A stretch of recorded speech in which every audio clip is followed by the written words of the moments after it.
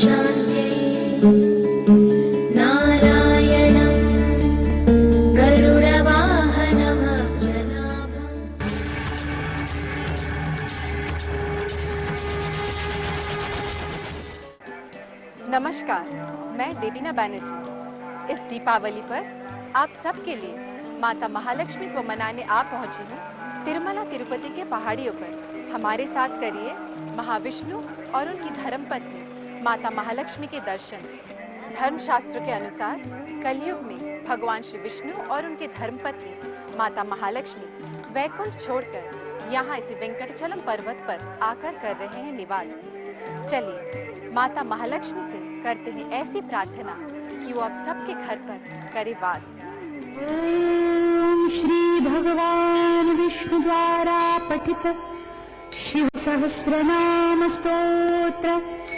सूत उवाच श्रूयतां भूरिषि श्रेष्ठा येन तुष्टो महेश्वरः तदहं कथयाम्यद्य शैवं नाम सहस्रकम्।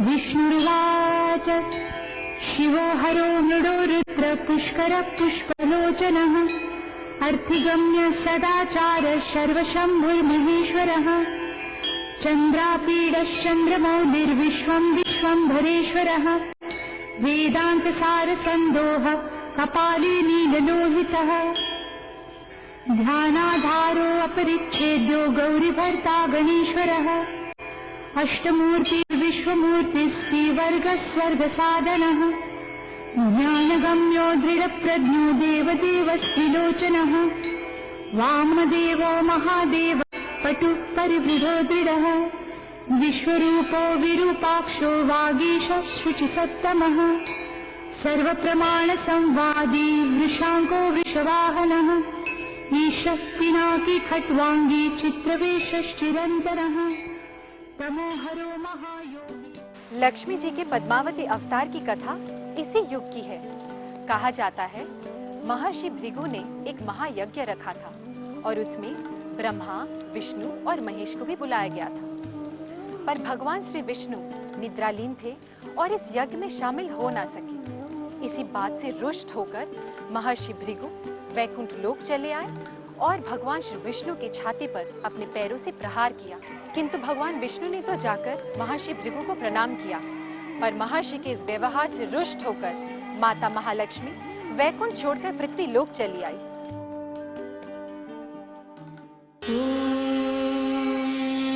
नमो वेंकटेशाय।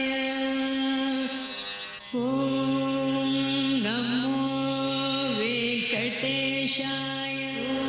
ओम नमो वेंकटेशाय। ओम नमो वेंकटेशाय। माता महालक्ष्मी ने सप्तगिरी पर्वत के आकाश राजा की पुत्री के रूप में जन्म लिया। वहीं दूसरी ओर भगवान श्री विष्णु वेंकटेश के रूप में जन्म लिया और माता महालक्ष्मी को खोजने लगे। माता महालक्ष्मी को खोजते खोजते वो शेषाचलम पर्वत पर पहुंचे। उन्होंने अपना बहुत समय उसी पर्वत श्रृंखला पर व्यतीत किया। वहीं पर उनका विवाह माता पद्मावती से हुआ।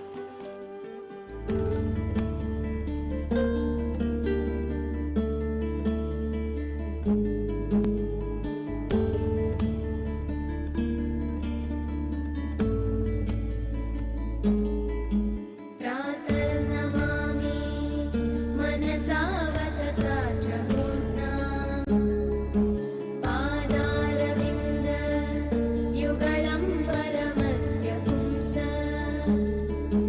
नारायणस्य नरकार्णवतारणस्य पारायण प्रवणविप्रपरायणस्य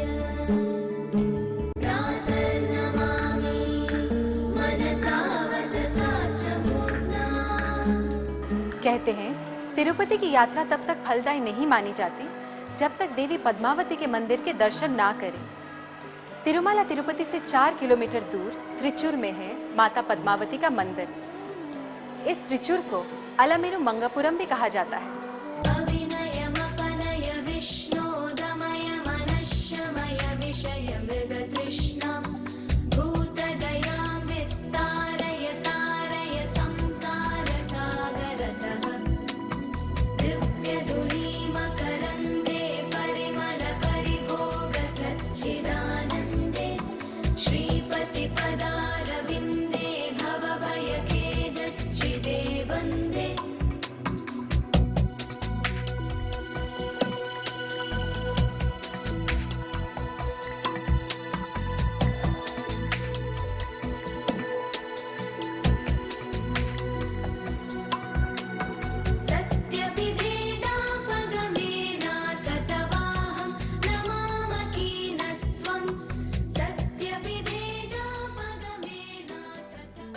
पद्मावती देवी का ये स्वरूप बहुत ही मनोहरी है।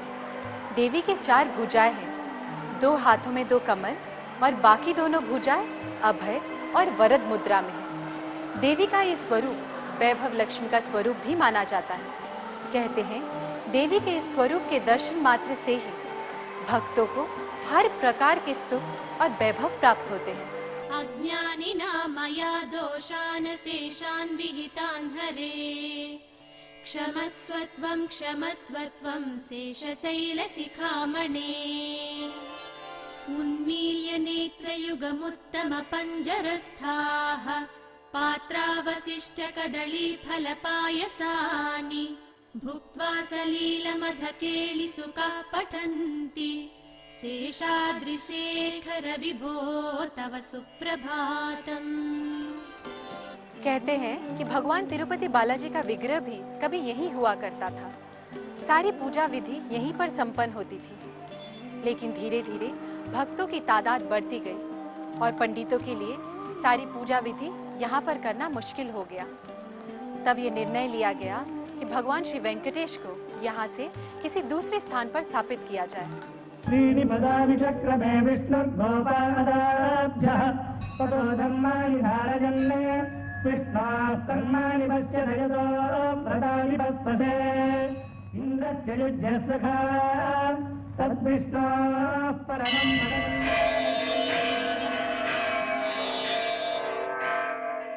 वैसे तो साल भर तिरुपति बालाजी में भगवान श्री विष्णु और माता महालक्ष्मी की आराधना होती रहती है। जैसे भगवान श्री विष्णु की आराधना के लिए विशेष पर्व ब्रह्मोत्सव मनाया जाता है, वैसे ही माता महालक्ष्मी के लिए यहाँ विशेष पर्व दीपोत्सव मनाया जाता है।